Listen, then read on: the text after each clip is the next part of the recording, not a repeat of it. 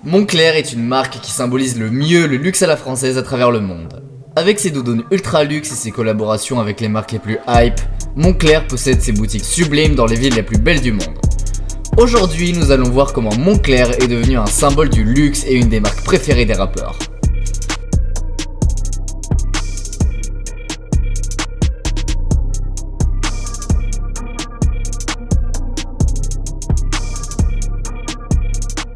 Dans les années 90, les rappeurs s'habillent avec des vestes The North Face, Carhartt, First Down, Avirex ou Ralph Lauren. Mais depuis quelques décennies, le budget et l'attention consacrée aux vêtements par les rappeurs est devenu démesuré. Aujourd'hui, ils flexent en Canada Goose, Stone Island, Off-White ou Moncler. Moncler est une marque italienne qui, en 60 années, est passée de la vente d'équipements de ski de grande qualité à la fabrication de vêtements d'extérieur haut de gamme. Ce qui a commencé avec du sportswear est aujourd'hui axé sur la mode et la haute couture en faisant le lien entre des athlètes et des icônes de la mode. L'évolution de la marque est basée sur le mélange entre la tradition et l'originalité de nouveaux designs. Pour qu'une marque devienne une marque de luxe, il faut réunir plusieurs éléments, comme une grande qualité et permettre des performances sportives. À leur début, Moncler n'était pas du tout populaire ou à la mode. La société s'est créée dans une ville appelée Monestier de Clermont, une station de ski française dans les Alpes. Un alpiniste nommé René Ramillon et son ami escaladeur André Vincent ont fondé Moncler en 1952 en lui donnant le nom de leur ville préférée. En raison de leur attachement personnel à l'escalade et à l'alpinisme, ils décident de fabriquer des produits basés sur la sécurité et sur leur aspect pratique comme des sacs de couchage, des couvertures de survie et des tentes. Alors que l'entreprise grandit, un alpiniste français, Lionel Terré, réalise le potentiel de Moncler et participe à élargir leur gamme de produits et à augmenter leur visibilité auprès du grand public. Ils se mettent rapidement à vendre des vestes en duvet, des gants et des accessoires pour se protéger du froid. Ces articles testés sur le terrain vont continuer à renforcer la réputation de la marque. Moncler a acquis une renommée et une reconnaissance mondiale quand ses doudounes ont été choisis pour l'expédition italienne au K2, la deuxième plus haute montagne du monde. L'expédition va s'avérer être un succès phénoménal mené par le duo italien d'alpinistes Achille Compagnoni et Lino Lacedelli qui vont réussir à monter au sommet du K2 pour la première fois de l'histoire. Et cela a permis à Moncler d'être reconnu comme une marque de pionnier. Peu après, Moncler équipe l'expédition française pour atteindre le sommet du Makalu en 1955. Ils sont le fournisseur d'équipements officiel de l'expédition de l'Alaska. Le succès va encore augmenter quand l'équipe olympique française de ski alpin de 1968 est habillée entièrement par Moncler. Ces designs de leur début sont d'ailleurs revisités lors de la Fashion Week de New York de 2010. Le logo avec un coq et deux montagnes pour faire un M est réalisé dans la foulée, remplaçant l'ancien. 4 ans plus tard, apparaît la véritable première doudoune sous le nom de Huascaran. Légère et simple, maniable, elle est baptisée Népal peu de temps après. Les journalistes du magazine Elle découvrent ce vêtement fait de nylon coloré et le plébiscitent. Au cours des premières décennies, Moncler se concentre uniquement sur la qualité et pas vraiment sur le design. Mais la société ne fait pas le poids pour rivaliser avec les grandes marques de mode ou de sportswear. Il y a quand même eu quelques tentatives de s'intégrer au marché du luxe, mais rien de sérieux. Bien qu'il ne soit pas une marque axée sur la mode, l'esthétique de Moncler a toujours été appréciée pour son style unique et élégant. En 1980, Chantal Thomas collabore avec la marque et ce pendant 9 ans, intégrant des boutons pour remplacer les fermetures éclairs, de la fourrure, du satin, des petits bijoux en strass. Elle a aussi créé des coupes féminines spéciales et Moncler devient dans les années 80 une marque grand public de ville plus citadine. Elle n'est plus seulement destinée aux montagnards et vendue dans les magasins de sport. La marque française rencontre très vite le succès avec ses doudounes en nylon brillant, particulièrement au Japon, puis en Italie avec le mouvement des Paninari. Mais le changement d'orientation avec la collaboration de Chantal Thomas n'est pas totalement satisfaisant.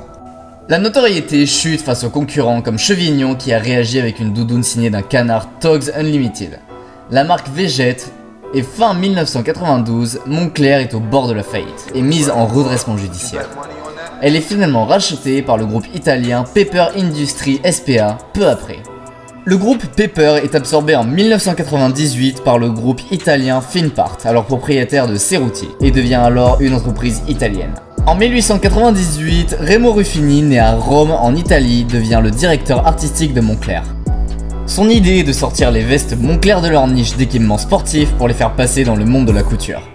Ruffini ajoute des couleurs vives, brillantes et il revisite complètement la coupe des doudounes en créant des collections au look flashy qui vont très vite taper dans l'œil de la jeunesse. Les vêtements Moncler deviennent une alternative aux vêtements d'hiver terne et les gens commencent à voir Moncler comme une marque tendance et de luxe. Ruffini a pour ambition d'exporter du Moncler dans le monde entier. Il est profondément convaincu du potentiel du produit. Pour se répandre hors de l'Europe, Ruffini élabore avec le groupe Carlyle. Moncler arrive sur le sol américain et en Asie et dans plein d'autres marchés grâce à Carlyle. En seulement 3 ans, 56 magasins Moncler voient le jour partout dans le monde. Moncler a continué de faire appel à de nombreux nouveaux designers pour toujours rester au top de la mode. Ils ne peuvent pas se contenter de stagner. Moncler est aussi connu pour leur collaboration avec des petites marques de streetwear. Ces créations uniques aident à maintenir la marque vivante et à toucher de nouveaux fans. Remo considère qu'avec chaque directeur créatif, il touche une cible différente et une nouvelle génération. 1017 Alice parle à une génération tandis que Richard Quinn s'adresse à une autre génération. Awake New York a sa propre interprétation et Rick Owens exprime la sienne à travers une direction complètement différente. Kiss reprend les couleurs de base de la marque et les remanie à sa manière. À travers toutes ces collaborations, Moncler ne veut pas seulement plaquer son logo sur un éternel même modèle de doudoune, il vise des collections vivantes et de nouveaux designs qui poussent les limites des capacités de leurs produits. Rachetée par l'homme d'affaires Remo Ruffini il y a 11 ans, cette marque a réussi à faire de la doudoune un produit universel, très urbain et plus du tout cantonné à l'univers de la montagne et du ski. Ruffini a une ambition, faire de Moncler une marque mondiale de la mode haut de gamme. Il est en passe de réussir son pari. Moncler est parvenu à sortir du tropisme, froid et montagne en élargissant son territoire avec des références d'été et des doudounes ultra légères de mi-saison. Si Moncler continue à ouvrir des magasins en Amérique du Nord et en Europe, la marque ne néglige pas non plus les contrées aux températures plus chaudes. Son magasin de Hong Kong est celui qui dégage le plus de recettes au mètre carré. Normal, il sert les Chinois continentaux qui pouvaient avoir besoin d'une doudoune. Même schéma à Hawaï et Dubaï où la marque a inauguré un nouveau point de vente, vite envahi de touristes japonais. Le roi de la doudoune continue à ouvrir des magasins à raison d'une vingtaine par an, mais pas plus car le risque de banalisation du produit existe. Cependant, les expériences de la marque les plus réussies sont largement enracinées dans l'authenticité. L'héritage de Moncler se conforte à chaque nouvelle collection, peu importe ce qu'ils font, il y a toujours une incitation à l'aventure et à l'innovation. Peut-être qu'ils resteront sur cette voie en continuant d'appeler tous les créateurs de la nouvelle génération, ou peut-être qu'ils vont se focaliser à nouveau sur la montagne et habiller les nouveaux alpinistes du monde entier. Le futur nous le dira. Merci d'avoir suivi cette vidéo. Si le sujet vous a intéressé, n'hésitez pas à vous abonner, à activer la cloche et à laisser un pouce bleu. Dites-nous en commentaire le sujet qui vous intéresse pour la vidéo de la semaine prochaine. Nous sortons une vidéo tous les vendredis à 18 h. À la semaine prochaine!